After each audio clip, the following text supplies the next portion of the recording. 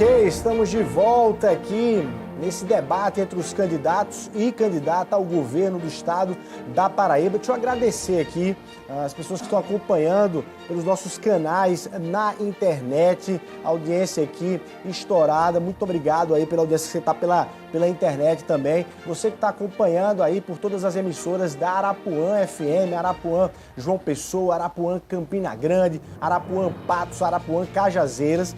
Deixa eu também fazer aqui um registro especial de quem está retransmitindo também esse debate. As rádios Cultura e Rural de Guarabira, a Rádio Independente FM de Serra Branca, a Rádio Princesa FM de Serra Branca e a Rádio Liberdade lá de Pombal, todos retransmitindo também, e a todos os amigos e amigas da imprensa que estão também retransmitindo esse debate pelos seus canais na internet, enfim, pelos seus portais de notícias e sites. Muito obrigado aí pela audiência de todos vocês. Bom, vamos para as regras então desse bloco?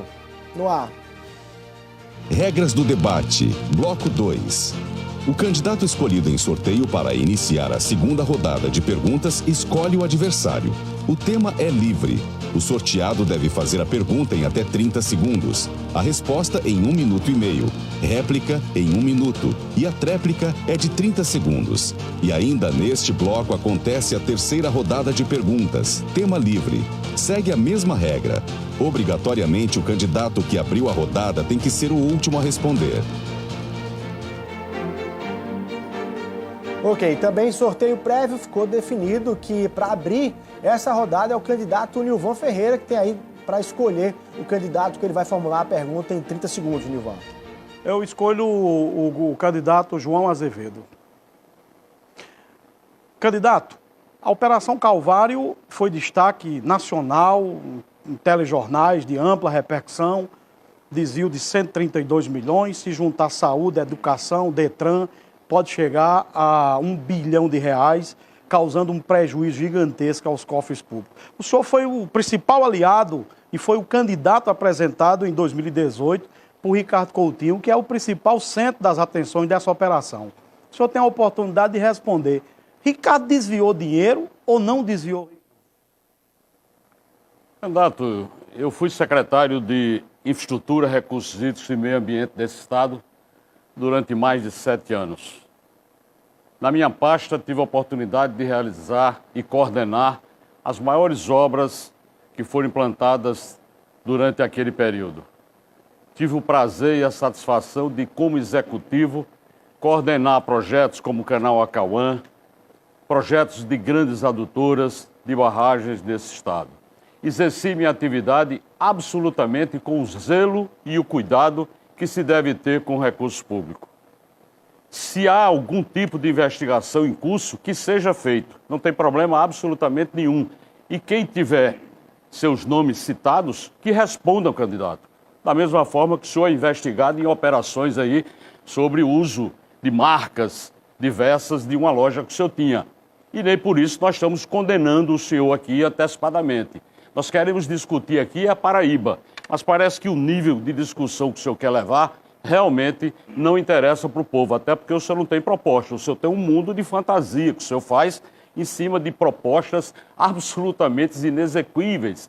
Nós precisamos discutir a Paraíba real, nós precisamos discutir a Paraíba dos investimentos, dessa saúde real que está levando interiorização sim, está levando hemodinâmica para Campina, está levando hemodinâmica para Patos, está fazendo com que a campanha de vacinação seja eficiente. Essa é a Paraíba real. Está vendo quando o assunto é Ricardo, quando é corrupção, o governador sai da rota, sai do percurso, porque esse é um tema que dói muito nesse grupo político que governa a Paraíba desde 2011, causando um verdadeiro retrocesso, dor e sofrimento, pessoas que morreram porque recursos foram desviados. Ele fica em cima do muro porque sabe que lá no STJ tem um pedaço da Calvário onde ele também está citado como um dos envolvidos nessa operação, com escutas ambientais, com escutas telefônicas e tudo mais. Eu estou nessa eleição para virar a página nesse estado. É por isso que é necessário alguém que represente um movimento forte de mudança. para mudar costume, para mudar conceitos e para mudar posturas. A Paraíba precisa dar um passo à frente. E esse passo é para deixar para trás esse capítulo triste. E essa é a minha missão nessa. Candidato, o seu costume de falsificar as coisas parece que não para nunca. Eu nunca, em momento nenhum, tem gravação citando meu nome, em absolutamente momento nenhum de apuração de coisíssima alguma. Eu tenho um nome limpo. E esse nome limpo é que fez essa Paraíba ser diferente. Essa Paraíba de hoje é muito melhor do que a Paraíba que eu recebi em janeiro de 2019, que avançou na saúde, que protegeu as pessoas, que enfrentou a Covid e teve nota 10 do IPEA. Tá aí. Candidato João, agora tem direito a fazer a escolha e fazer a pergunta. Eu vou fazer uma pergunta para o candidato Antônio. Candidato, a cultura é um segmento extremamente importante para a vida de todas as pessoas. Na Paraíba, nós temos desenvolvido um programa forte de resgate da cultura com a implantação de equipamentos. Eu gostaria de saber qual é a sua proposta voltada para os equipamentos culturais do estado da Paraíba. Candidato, de fato, a cultura é muito importante para o desenvolvimento da sociedade, né? Desenvolvimento cultural, desenvolve também o ser, né, na sociedade. Mas, candidato, o que sabemos da cultura, com a precarização, né, dos recursos da cultura, que é muito importante para a nossa sociedade, para o desenvolvimento também da nossa Paraíba, é uma cultura que está abandonada. Uma cultura que, durante a pandemia, antes da pandemia, já tinha um descaso, né? Pouco investimento. As pessoas que sobrevivem da cultura, teatro, música, dança, prejudicado, para receber recursos, né? Muitos tiveram aí que pedir auxílio nas ruas, como foi visto aqui, foi televisionado aqui por todos nós sabemos disso aí. O governo da Paraíba faz um verdadeiro descaso da cultura. Não existe cultura para ele. A cultura é para ter acesso, a cultura ela é para chegar nas periferias, nos bairros pobres. E as pessoas dos bairros, que moram na periferia são excluídas da cultura. Por quê? Porque não tem dinheiro nem para comer, não tem dinheiro para pegar um transporte, não tem dinheiro para usufruir da cultura, porque é privado para essas pessoas, não tem emprego para essas pessoas. Governador ou candidato, reveja a cultura, chegue nas periferias, trabalhe com as pessoas carentes, em busca de talentos, para tirar a juventude da... A cultura desse estado teve um olhar diferenciado por parte do governo. Nós tivemos a oportunidade de reabrir o Teatro Santa Catarina, lá em Cabedelo. Nós construímos o Museu da Cidade em João Pessoa, aberto aí. Nós construímos e abrimos o Memorial Abelardo da Hora, que hoje funciona lá no Espaço Cultural. Nós recuperamos o Teatro São José, lá em Campina Grande. Nós recuperamos a Casa do Artista Popular, onde funciona o Museu do Artesanato. Nós recuperamos a Biblioteca Central do Estado da Paraíba, lá na General Osório. Nós fizemos aporte para pelo menos 12 amostras de cinema na Paraíba. Essa é uma forma de incentivar a cultura, além de investir mais de 35 milhões de reais, que foram recursos oriundos da Lei Aldir Blanc. Essa é a forma real e concreta de se ajudar a cultura do estado da Paraíba. Candidato, o senhor fala qual o formato de cultura que o senhor fala? A cultura dos ricos? Porque quem é que tem acesso a essa cultura? Qual o pobre que tem acesso a essa cultura que o senhor está falando? Essa fantasia de cultura. Sabemos que isso é conversa, isso é falácia. Candidato, o povo precisa de saúde, cultura, comida, alimento na mesa e é negado pelo seu governo e pelos sucessivos governos, que entra e sai é a mesma cara e não muda nada a situação do povo trabalhador do nosso estado. Tá aí, candidato Antônio Nascimento, agora é a sua vez de fazer a escolha do candidato para fazer a pergunta em 30 segundos. Nilvan. A exceção do candidato Nilvan Ferreira e João Azevedo. Nilvan, porque abriu essa rodada e ele obrigatoriamente tem que ser o último aí a ser perguntado. Tá. O companheiro Major Fábio. 30 segundos, candidato. Major Fábio, sabemos que na Paraíba, em recursos, né, com obras paradas, chegam a mais de 800 milhões em obras paradas. Tudo fruto de investigação por desvio de dinheiro, por corrupção. O que é que o candidato tem a dizer a esse respeito? Uma das bandeiras que nós estamos apresentando ao povo da Paraíba é o compromisso com a honestidade. Né? Nós vamos nos comprometer com a honestidade e com a eficiência. E nós queremos manter os dados abertos. Nós queremos ter um painel aberto e ligado todos os dias para que os paraibanos possam saber o que realmente está sendo feito com o seu dinheiro. Né? Nós queremos assumir esse compromisso, porque nós queremos controlar o Estado, nós queremos chamar o Ministério Público para governar junto conosco. Nós queremos ter uma controladoria forte para exatamente não que cada centavo que entre nesse Estado, que seja até do governo federal, que esse dinheiro seja apresentado para a população paraibana com o que foi gasto. Agora mesmo nós estamos assistindo a triplicação da BR lá indo para Cabedelo. Aquilo é uma obra com dinheiro federal, mas cadê a prestação de conta? Cadê os paraibanos fiscalizando? Nós vamos fiscalizar. Cada centavo que entrar nesse Estado, se vier para a Prefeitura, o Estado vai estar fiscalizando, vai estar em parceria fiscalizando. Por quê? Nós vamos respeitar o dinheiro público. E nós estamos assistindo essa discussão e estamos percebendo que aqui tudo é fake. Né? Tudo é fake, infelizmente.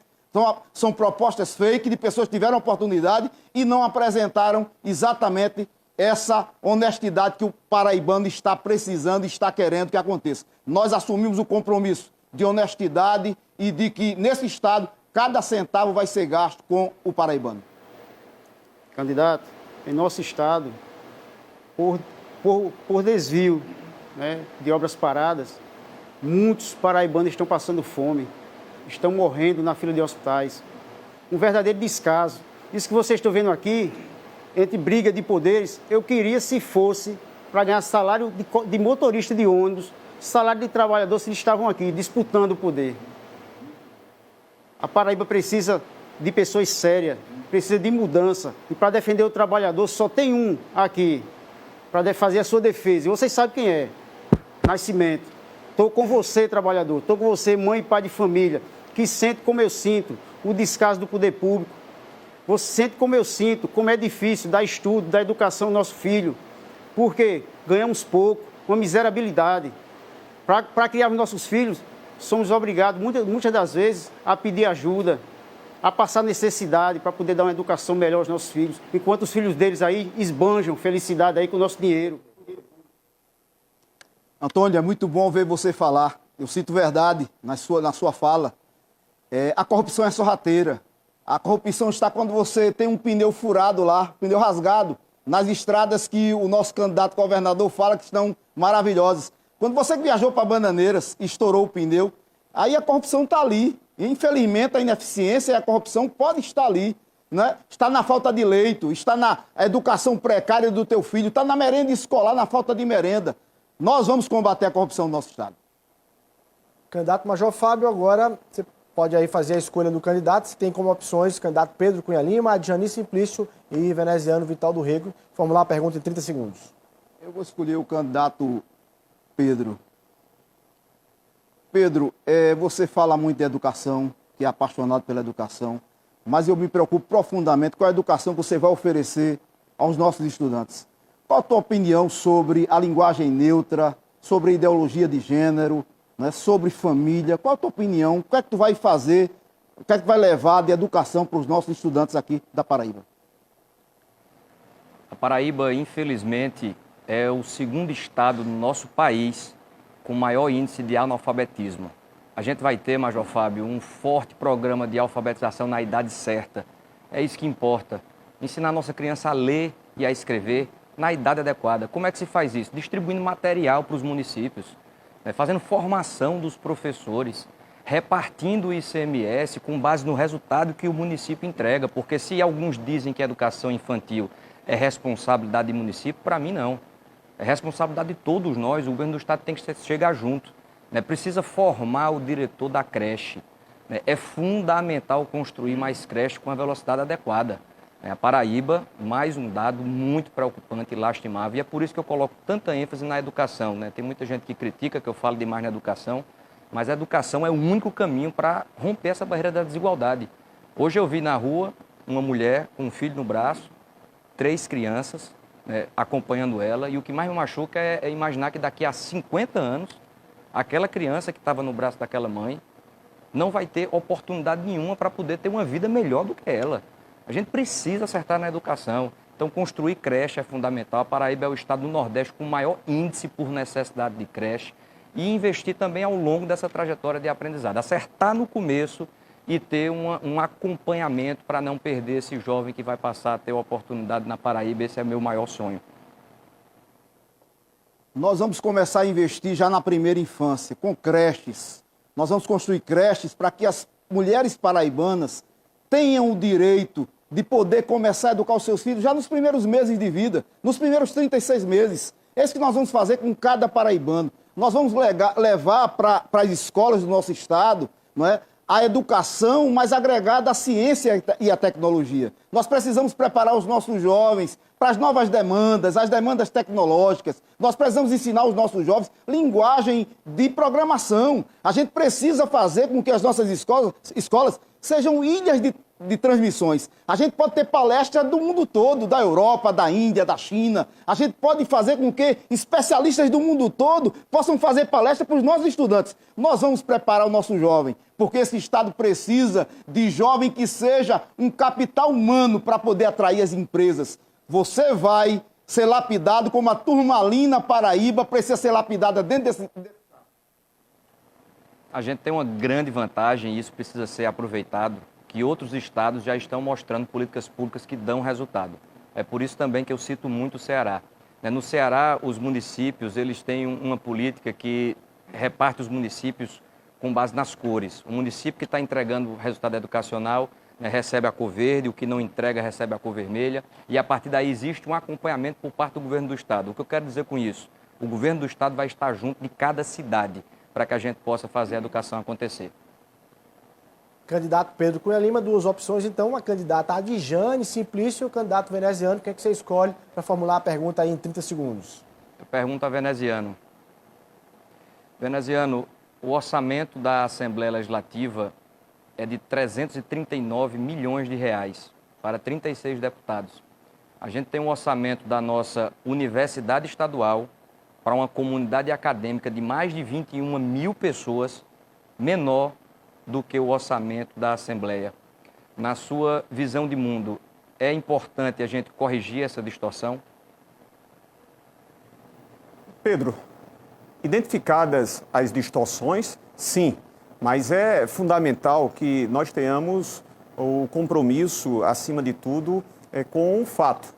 Esse orçamento ele é discutido pelos próprios parlamentares.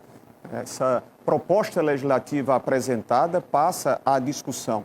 Quaisquer fatos que ignorem aquilo que é o razoável, precisa também do Executivo, e aí contará com a nossa participação, a devida correção, porque, afinal de contas, o governador sanciona o orçamento. Nós vamos, fundamentalmente, investir do orçamento, e eu tenho registrado isso nesses últimos anos, tivemos 3 bilhões e 200 milhões de reais a mais. Eu tenho assumido o compromisso de combate à fome, que prolifera não apenas sob a administração trágica de Jair Bolsonaro, mas está entre nós, paraibanos. Nós vamos gerar uma nova ambiência com a sociedade, porque serei, com as graças de Deus e a sua confiança, governador, para que nós ouçamos, participemos com a sociedade civil, participemos com o setor produtivo e saibamos, identificando os pontos, implantar políticas que saibam utilizar do nosso orçamento. É gestão pública, gestão dinâmica, gestão eficiente, gestão ágil a que nós haveremos de levar aos paraibanos. O governador do estado tem uma enorme capacidade de influência sobre o orçamento. Eleito governador, eu estou pronto para, com a coragem necessária, me levantar contra essas distorções. A gente vai fazer o enfrentamento trazendo uma conscientização. Não é mais razoável isso funcionar assim. Eu não vou parar de expor esse tema. A minha motivação em estar nessa disputa, a minha vontade de ter a oportunidade de administrar a Paraíba é poder corrigir o que está fora de lugar. A gente precisa diminuir esse orçamento da Assembleia para reformar escolas, para construir creches. A gente precisa reverter um cenário posto no que acontece com os milhões que são direcionados para a publicidade. A gente ainda tem um modelo que coloca milhões de reais na publicidade para controlar a parcela da imprensa, para ficar blindando o governador. A gente precisa falar sobre isso. É preciso botar o dedo na ferida para que a gente possa trazer um novo modelo, para que a gente acredite de fato na mudança, para que a gente consiga corrigir as coisas na velocidade que as pessoas esperam. Pedro, eu não quero desconsiderar as suas colocações, mas você teve oportunidades de fazer também essas mesmas observações em relação ao que aconteceu em Campina Grande, quando o grupo que lhe apoia desviou recursos da merenda escolar. Ou seja, tratou o orçamento para outros fins. Eu não faço seletividade em relação a pontos aqui, acolá. Eu questiono a tudo aquilo que requer o nosso questionamento. Candidato veneziano, então, tem 30 segundos para fazer a pergunta, necessariamente para a candidata Adjane Simplício. Candidata, nós temos dito e haveremos de fazê-lo na prática.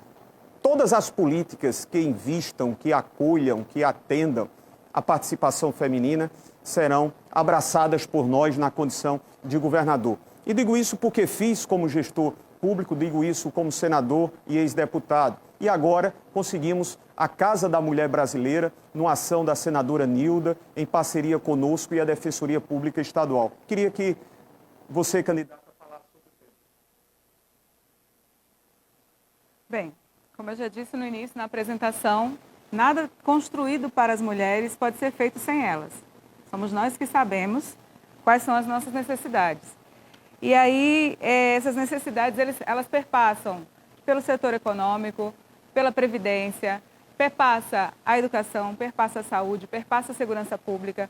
Nós somos mais da metade da população e nós não nos reconhecemos nas propostas apresentadas de governos anos a fio, seja governos oligárquicos, seja de permanência de projeto de governo e não projeto de Estado.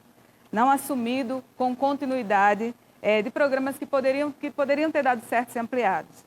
Então, é necessário ter no horizonte que nós estamos nos referindo a mais da metade da população brasileira e mais da metade da população paraibana. E que essa população ela tem um caráter muito especial. E não é para fazer propostas ou projetos que sejam amostrais.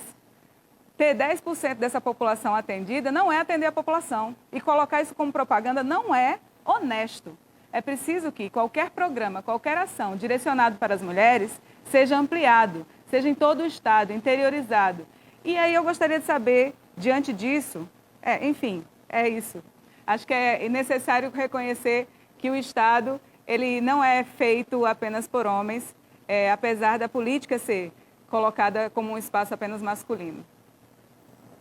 Eu citei o exemplo da Casa da Mulher Brasileira exatamente para mostrar esse nosso comprometimento, que foi anterior nas passagens de mandatos que exerci por força da vontade popular, inclusive em Campina Grande como prefeito por 2 vezes, que tem sido na condição de senador. Foi a iniciativa de uma mulher, senadora Nilda Gondim, conosco em parceria com a Defensoria Pública, que tornou possível a instalação na Paraíba da Casa da Mulher Brasileira, no atendimento, no acolhimento à vulnerabilidade das mulheres que sofrem a violência doméstica, no acompanhamento da Defensoria Pública, no acompanhamento do Ministério Público, de juízes especiais ou de juiz especial.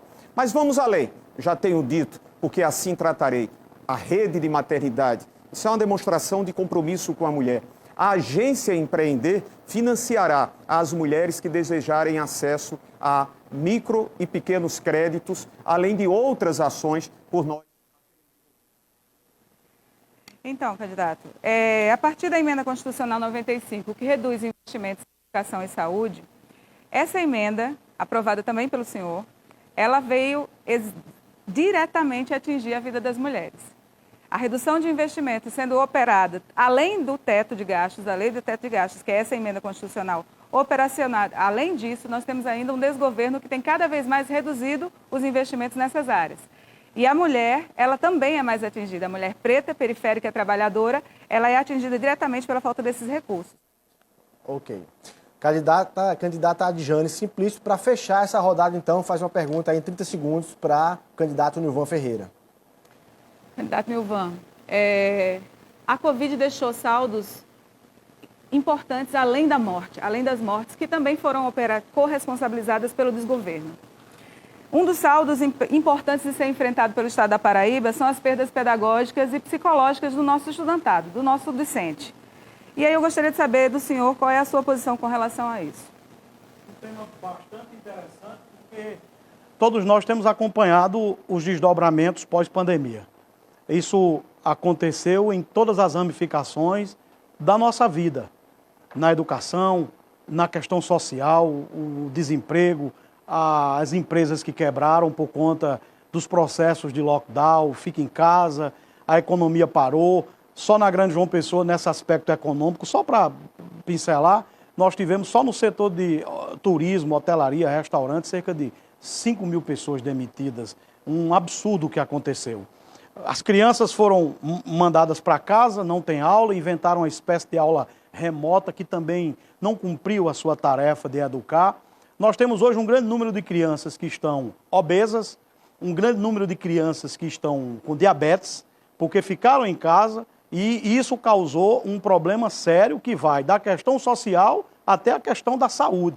É por isso que eu estou defendendo, aonde chego nessas discussões, que a Paraíba precisa fazer um esforço de guerra, unir prefeitos, unir cidades e o Estado, para que a gente possa ter, de forma planejada, uma ação muito forte, no sentido de, dentro dessa aliança, ter políticas públicas que possam fazer com que a gente recupere essa questão aí da saúde, os abalos psicológicos nas crianças e também no prejuízo educacional e pedagógico que nós colocamos à nossa estudantada, à nossa juventude. Então, eu não diria operação de guerra, né? É uma expressão muito grave e que não dialoga com uma educação inclusiva, uma educação para a diversidade, que não dialoga com a nossa educação para a paz, que é o que é proposto no nosso programa. É importante, sim, combater, e é importante especialmente entender que o Estado afetado prioritariamente pelos desmandos do governo federal, pelos ataques feitos à educação, pela deslegitimação da própria educação, da ciência, isso é algo a ser confrontado por esse projeto do governo que o senhor defende, que o senhor vem defendendo com muito afinco. E isso torna frágil entender que vai ser uma dedicação necessária e importante no sentido da revisão e no sentido de socorrer essa população que ficou à mercê de muitos arranjos educacionais que foram feitos no sistema e que, infelizmente, deixaram a população longe da eficiência. A senhora só esqueceu de um detalhe. Bolsonaro foi o único que defendeu que não fechasse as escolas por tanto tempo. Enquanto os agrupamentos que vocês pertencem, vocês defenderam lockdown, vocês defenderam fechar as empresas, vocês apoiaram João Azevedo quando ele fez o toque de recolher com aquela voz monstruosa nas ruas meia-noite. Vocês apoiaram fechar as escolas, fechar o comércio. Eu, Bolsonaro e outros, nós defendemos que as crianças voltassem mais cedo para a sala de aula. Ok, fechando então essa rodada de perguntas, a gente vai para outra rodada de perguntas, só que desta vez quem abre, de acordo com sorteio formulado previamente, é o candidato João Azevedo, que tem aí, candidato, 6 opções para fazer a escolha do candidato e fazer a pergunta em 30 segundos. Candidato Veneziano, mantendo ainda o tema da educação, durante todos esses 3 anos e meio, a Paraíba teve avanços significativos, mesmo numa pandemia, quando teve inclusive o reconhecimento nacional pelo projeto que apresentou durante a pandemia. Qual é a sua opinião com relação ao projeto que nós implantamos durante a pandemia para a educação? João, é uma oportunidade, até porque nós não tivemos o tempo necessário no primeiro debate para fazê-lo. A ação administrativa educacional é muito questionável. Por onde quer que nós andemos, e eu estou falando, e vocês podem me corrigir, as pessoas têm dito, pais, alunos, sobre a ineficiência, sobre a lentidão, a inoperância do seu governo, de você, em relação à educação. Existem hoje escolas fechadas que durante 2 anos João poderia ter feito a reestruturação física, poderia ter preparado cada uma delas e que não foram reabertas, exatamente por essa negligência e omissão. Hoje nós estamos, João, na 17ª posição do IDEB.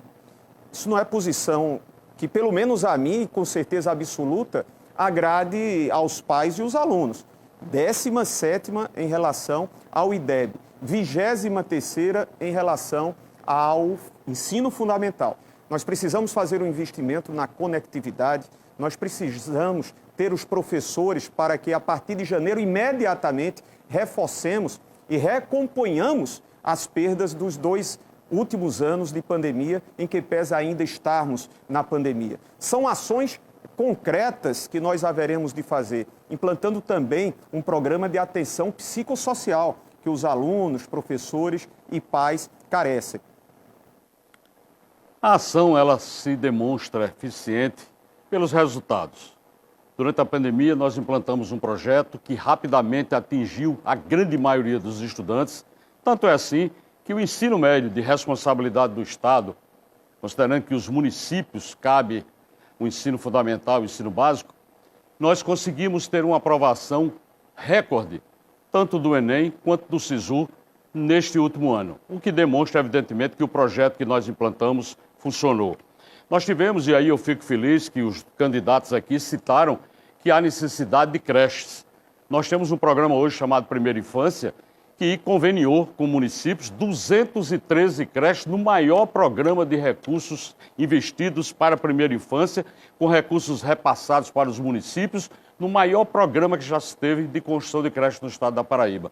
Dessa forma, nós vamos continuar assim avançando na área da educação. Esse é um projeto vitorioso, não tenha dúvida nenhuma. Sinceramente, João, eu não vejo vitória para que nós comemoremos a 17ª posição no IDEB. Você, inclusive, questionado foi, as suas contas reprovadas foram em 2019 e uma das razões foi exatamente essa, o descumprimento às obrigações que o gestor, e eu fui gestor e cumpri porque tive as 8 contas aprovadas. Eu não me sinto feliz com os seus números. Os pais e os alunos bem sabem que não há razões para que nós comemoremos a sua gestão. Ok, candidato veneziano, então, a escolha do seu candidato para fazer a pergunta em 30 segundos. Eu me dirijo ao candidato Pedro Cunha Lima. Pedro, sob o governo Bolsonaro, a fome voltou a campear no país. São mais de 33 milhões num flagelo social indizível, absurdo e doloroso para quem tem essa sensibilidade. Nós temos e vamos combater a fome dia a dia aqui no estado da Paraíba, porque também havemos entre nós. Eu queria ouvi-lo em relação a esse tema e quais as suas ideias a respeito. Sem dúvidas, a gente atravessa um instante muito duro no nosso país e é por essa razão que eu busco ser mais ousado para poder mexer em temas que pouca gente gosta de querer entrar. A gente precisa de uma mudança mais profunda no modelo. A gente não vai conseguir mudar uma realidade social se a gente não tiver mais ousadia para poder dar um reset nesse funcionamento e fazer com que o poder público possa funcionar de uma nova maneira. Em relação à fome, programas de assistência social. Além de aprimorar os programas que já existem de restaurantes populares, a gente precisa resgatar programas que funcionaram muito bem lá atrás, como é o caso do programa do pão e do leite, que além de oferecer segurança alimentar, também fortalece uma cadeia produtiva relevante no nosso estado para gerar emprego, para poder fortalecer aquele que, como todo paraibano, quer viver do seu suor. A gente precisa urgentemente voltar um olhar também para a nossa economia, já que o maior programa social é o emprego, então a gente precisa ser aliado do setor produtivo. O Estado não pode ficar sufocando quem empreende, quem investe, quem está gerando emprego e querer resolver tudo sozinho com o seu orçamento. Tem que tratar como parceiro, né, o nosso setor produtivo, sobretudo aqueles que já funcionam bem, como é o setor do polo calçadista, como é o setor sucroenergético, enfim, a gente precisa também fazer a economia voltar a girar. Pedro, eu confesso e não vou descrer dos seus melhores interesses, mas você teve a oportunidade, em concreto, de demonstrar sensibilidade em relação a esse tema, tendo votado e votou contra o auxílio emergencial. Aqui sem discutir o mérito, mas discutindo aquilo que é mais dolorosamente e que nos atinge a sensibilidade de quem a tem. Nós temos a responsabilidade, e eu votei sim como senador, para que as pessoas pudessem ter, nesses momentos mais angustiantes, de 33 milhões de pessoas flageladas, desassistidas e esquecidas. Tenho uma experiência de quem, como prefeito, implantou uma rede de restaurantes populares, de cozinhas comunitárias.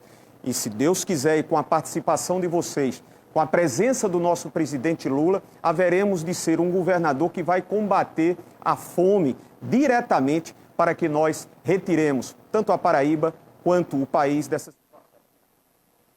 A experiência que Veneziano tem como prefeito é ter deixado Campina entregue ao lixo. Eu sempre defendi o Bolsa Família, eu votei a favor do Auxílio Brasil para que a gente desse suporte às pessoas que passam por um momento duro. É claro que eu quero ajudar cada família que precisa, né, desse apoio nesse instante, mas eu não acho correto, eu não acho justo aumentar um valor só durante a eleição. Isso para mim é política velha, é política que quer enganar as pessoas. Janeiro chega, a consequência virá, por isso que com muita responsabilidade eu segui minha consciência. Aí, fechando esse confronto, então, é o candidato Pedro que tem aí o direito de fazer a escolha e a pergunta em 30 segundos. Eu pergunto a Nilvan Ferreira. A gente vive, Nilvan, um instante muito difícil em relação ao impacto econômico que a pandemia trouxe ao nosso país. Eu tenho uma visão de que o poder público precisa ser parceiro de quem investe. A gente precisa valorizar quem gera emprego, ter um olhar para dar competitividade à Paraíba. Segundo o levantamento do InBusiness feito pelo Banco Mundial, né, na Paraíba se leva 18 dias para se abrir uma empresa. Qual é a sua proposta para diminuir essa burocracia sufocante para que a gente possa voltar a ter competitividade? Se nós pelo menos já cumprisse a lei de liberdade econômica, já avançaríamos muito nessa questão do engessamento do poder público, a burocracia que termina aniquilando as nossas perspectivas de crescer, de incentivar o setor produtivo, entre outros aspectos. A gente é engessado, o Estado continua burocrático, não usa tecnologia, não dialoga com o setor produtivo.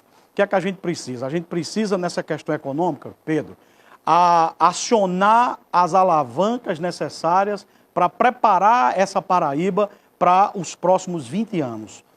Não é nem proposta mirabolante. Quem chama as propostas que eu estou defendendo de mirabolante são os que não tentaram ou que se acham no direito de discordar de propostas que podem salvar esse Estado do atraso em que ele está submetido. Nós precisamos desengavetar o Porto de Águas Profundas. Isso é investimento privado que pode gerar 30 mil empregos no litoral norte da Paraíba e é uma ameaça aos interesses do Porto de Suape. Nós precisamos fazer a recuperação do setor de minério. O povo da região do Junco está pisando em dinheiro, em riqueza, e o governo não percebe isso, continua travando e causando obstáculos. Nós precisamos ter uma redução de impostos e nós vamos reduzir ICMS, usar as águas do Rio São Francisco, lá em Cajazeiras e no Cariri, para o povo produzir, plantar e se libertar do aprisionamento social, e as energias renováveis também é um trunfo importante que a gente vai investir pesado.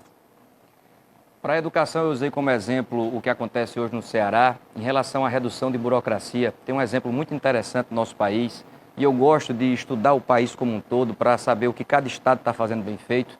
No Rio Grande do Sul tem um programa chamado Acelerar, que digitalizando o governo, a tecnologia vai engolir essa burocracia velha, lenta, né? Basta ter vontade de inovar, né?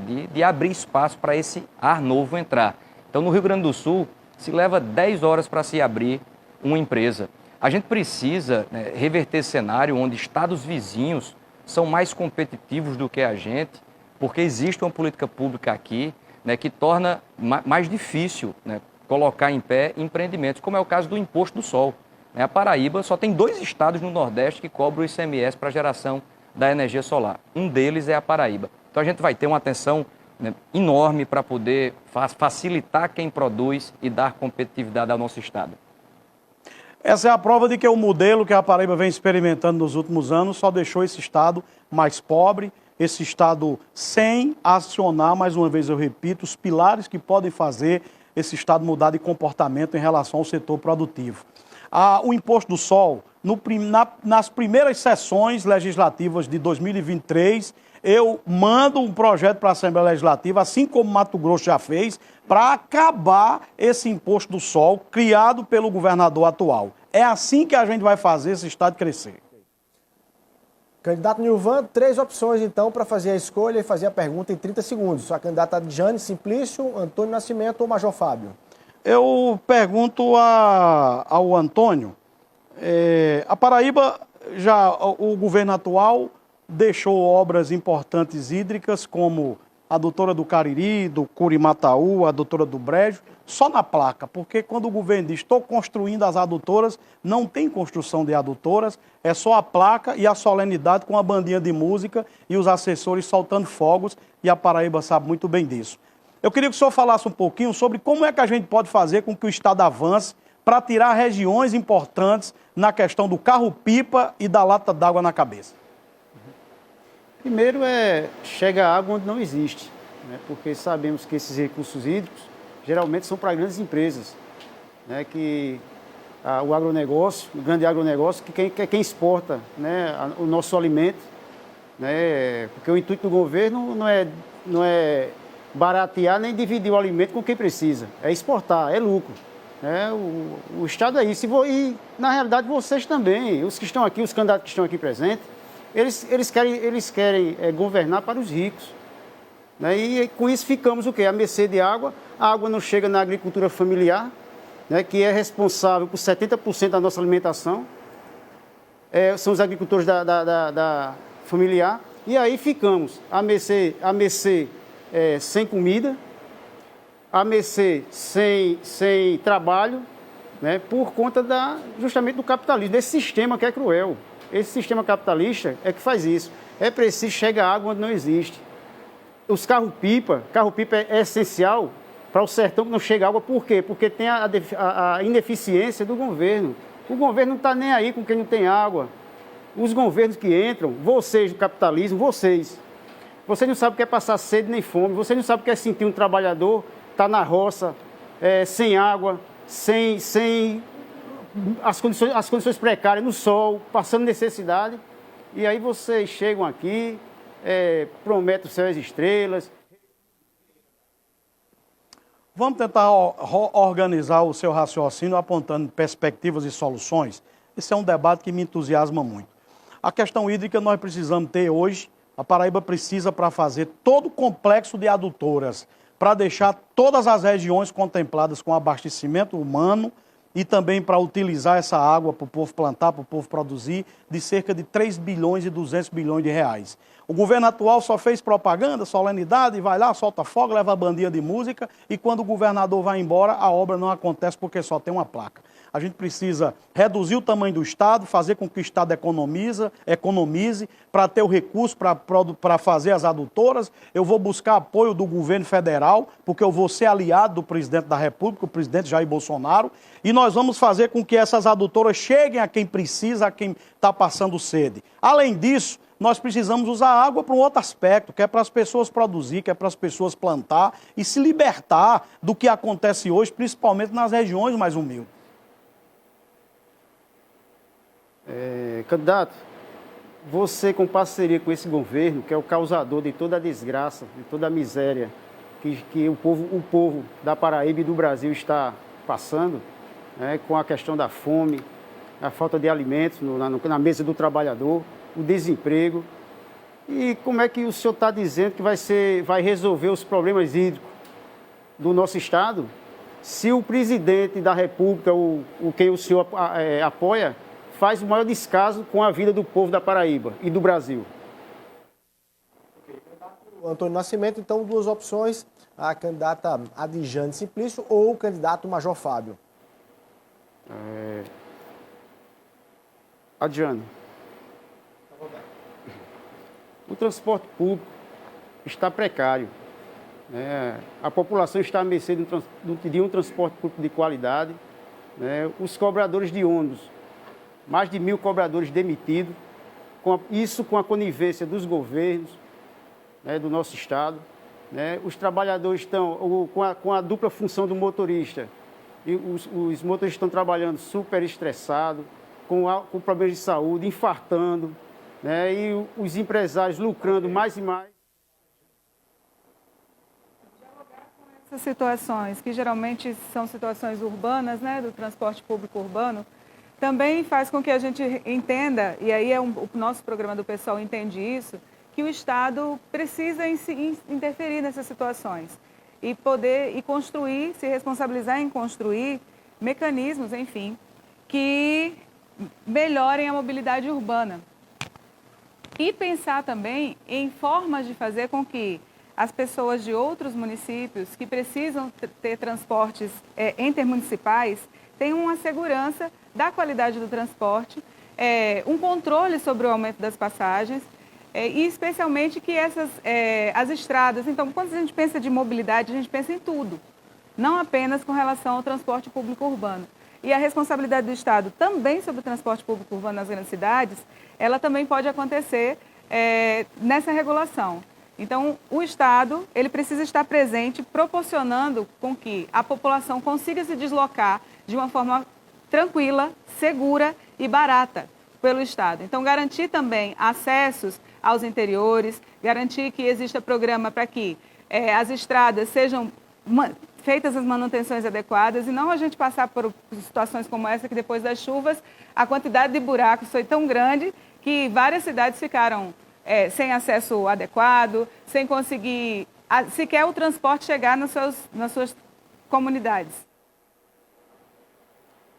Nós defendemos, o nosso partido defende um transporte público 100% estatal e que, sob o controle da classe trabalhadora, possa resolver essa problemática, como também defendemos tarifa social para que toda a população tenha acesso, finais de semana, com gratuidade para os estudantes, como também os desempregados têm o direito de sair de sua casa para a procura de um emprego, sem pagar passagem de ônibus. Porque se ele está desempregado, como é que ele vai pagar passagem de ônibus? Então, precisamos mudar essa realidade, essa triste realidade dos lucros está acima de tudo. É preciso um transporte de qualidade que atenda a população da nossa cidade. É preciso que o poder público tenha esse compromisso e não tirar o direito de ir e vir das pessoas, dos menos favorecidos. É preciso que o nosso transporte tenha pontualidade, que chegue, não deixe as pessoas à mercê nos pontos de ônibus. Voltando um pouco para a situação municipal, que faz parte da base do apoio do nosso governador, é importante saber que desde o momento em que foi dada a pandemia e a redução do transporte urbano, esse transporte ainda não voltou aqui na capital. E pessoas têm dificuldade de se deslocar para casa, para voltar para casa, inclusive no cotidiano, após as 8 horas da noite, com a ausência total de várias linhas. E fim de semana, então, transporte público não foi feito para trabalhador se divertir. Então, essa é uma situação importante de ser vista, também na qual o Estado poderia ter... Candidata Adjane, 30 segundos para fazer a pergunta ao candidato Major Fábio, então. Major, eu gostaria muito de saber a sua opinião, e aí tentando retomar esse diálogo com o que aconteceu com a educação em nosso Estado, consequência da Covid. Qual é a sua proposta que dialoga com a recuperação das perdas educacionais e das perdas psicológicas com os nossos estudantes que sofreram racismo estrutural, um racismo importante de ser apontado, onde as escolas públicas foram fechadas, mas não houve uma solução que fosse inclusive que atendesse de fato. Com pandemia ou sem pandemia, nós precisamos ter, exatamente dentro das escolas, equipes multidisciplinares. A gente precisa criar um serviço de orientação educacional, para que a gente possa ter uma educação voltada para as pessoas com autismo. Ninguém fala aqui, ninguém falou até agora que existe uma população autista que precisa ser cuidada, precisa ter uma equipe multidisciplinar para receber esses meninos e essas meninas que são utilizados hoje profissionalmente, entendeu? Que eles têm muitas habilidades, né, maiores do que as nossas. Né? Então, assim, a gente precisa pensar numa escola que a gente possa atrair, independente da pandemia, que, na verdade, esse problema com a educação, isso é grave. Crianças com 9, 10 anos que não sabem ler e escrever. Então, nós queremos levar para a escola, como eu já falei, a educação agregada à ciência e à tecnologia. A gente precisa trazer a juventude, a nossa juventude para a escola, criando ensino profissionalizante, criando laboratórios que possam trazer, não é, atividades industriais. A gente pode ter uma parceria com o Senai, Serviço Nacional da Indústria. A gente pode ter parcerias com o Senac. A gente pode trazer para a escola cursos, não é, de estética. A gente pode trazer para as nossas jovens que estão aí sentadas, às vezes, olhando a gente assistir, talvez até tenham desligado já a televisão, porque estão cansadas de política. Mas a gente pode levar para essas jovens, para essas crianças, um ensino de qualidade. Um ensino que a gente possa realmente... Ao contrário do que foi apresentado pelo candidato que defende fake news, o governo federal, ao propor que as escolas não fechassem, estava assumindo mais uma vez a corresponsabilidade por mais mortes para uma população que, inclusive, não tinha sido vacinada, foi o último público a ser vacinado. Então, é importante dialogar com essa pergunta, e aí não é trazendo soluções de incremento à educação, mas de pensar como recuperar as perdas pedagógicas dessa população, desses estudantes que não tiveram acesso a uma educação que dialogasse com as suas circunstâncias de não ter internet, de não ter como acessar o ensino remoto. Então, isso tudo é uma questão que precisa ser encarada com muita seriedade e, obviamente, entendendo os contornos do risco que temos com a desvalorização do MEC e com todos os esquemas de corrupção operacionados por esse desgoverno. Como deputado, nós garantimos a compra de todos os tablets para os alunos da rede municipal de Campina Grande. Nós queremos também levar para as escolas o programa educacional de resistência às drogas e à violência, que eu fui coordenador, que é exatamente educar as nossas crianças a dizerem não às drogas e à violência. Já existe, mas nós precisamos ampliar. Então é isso que nós vamos fazer da escola. Nós vamos proteger cada escola. A escola é um local sagrado, onde as crianças estão indo estudar e aprender. E é isso que nós vamos fazer. Ok, candidato Major Fábio, você fecha essa rodada confrontando o candidato João Azevedo. Tem 30 segundos aí para a sua pergunta. Essa é a oportunidade que todo reformado da polícia queria, que toda pensionista, que todo aposentado do Estado queria. Porque o senhor, governador, não é tão ingênuo quanto a Operação Calvário, não sabe de nada, não sentia nada, não percebia nada. Até o desculpe, o senhor não é polícia, porque o policial percebia que havia alguma coisa estranha naquilo tudo. Mas eu quero lhe perguntar, por que o senhor maltrata tanto a polícia? O senhor fala que a polícia tem 10 mil homens, o senhor fala que deu 5, que deu 10, e ainda é o pior salário do Brasil, o dos policiais e bombeiros da Paraíba. Candidato, verdade acima de tudo, candidato. Eu já disse isso e repito. Um soldado da Polícia Militar da Paraíba, ele tem uma remuneração de R$ 4.206,87. Se ele fizer horas extras durante a semana, de segunda a quinta-feira, esse salário pode chegar a R$ 6.800. E se ele fizer plantões durante o final de semana, ele pode atingir até R$ 8.000.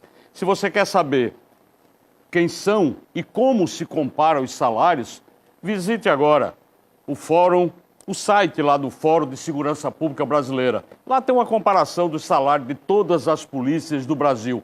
E você vai ver que essa é uma inverdade que está sendo colocada aqui, entre tantas que já foram colocadas. Nós demos a reajuste de 15%, nós aumentamos 24% no Vale Alimentação, nós demos aumento de 74% e de 140% nas horas extras dos profissionais. Nós estamos, sim, incorporando a famigerada Bolsa de Desempenho, acabando com ela, onde 20% já foi incorporado e que todo reformado já recebe e que a partir de janeiro mais 20% será incorporado. Essa é a forma de se mostrar respeito. É fazendo com que o PCCR da Polícia Civil fosse aprovado e foi aprovado por todas as categorias, assinando uma ata conjunta conosco. É dessa forma que se demonstra respeito pela segurança pública. O senhor continua desrespeitando, que eu sou infelizmente, eu não vou dizer que o senhor está mentindo, com todo respeito, o senhor é mais velho que eu, o senhor é governador da Paraíba, mas o senhor está faltando com a verdade. O soldado está me ouvindo agora, manda um contra-cheque, mostra para ele como é que é realmente a matemática, ele tem que trabalhar 24 por 24, né, para poder atingir esse salário que o senhor está dizendo. A gente vai fazer concurso para a polícia. Prepare-se, jovem que está me assistindo, você, homem e mulher, porque vai ter concurso. A gente tem que, urgentemente, acabar com a defasagem de efetivo da polícia, porque a sociedade paraibana está precisando de segurança. Governador, com todo respeito, mas nós vamos governar melhor do que o senhor. Nós vamos governar essa Paraíba com um braço forte e vamos mostrar para a Paraíba que a polícia militar tem homens e mulheres corajosos e nós vamos dar dignidade financeira e vamos respeitar os reformados e as pensionistas. Eles vão ser respeitados no meu governo, porque esse governo desrespeita os policiais militares e bombeiros da Paraíba. Candidato, a sua eloquência não vai mudar a verdade. A verdade é que hoje os policiais que são reformados são respeitados. Nós continuamos afirmando, se você fizer concurso para a Polícia Militar, entrando como soldado, você receberá de remuneração R$ 4.206,87. Essa é a forma. Agora, candidato, era importante dizer que na época que o senhor estava na ativa, quem era o seu governador?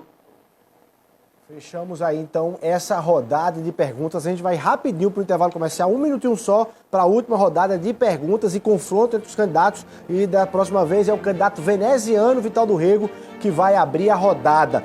Registrando que nós temos mais outro pedido de direito de resposta que será analisado para, se for aprovado, ser exercido aí no último bloco, no momento ali, antes das considerações finais. Arapuã, eleições 2022, o seu voto em primeiro lugar.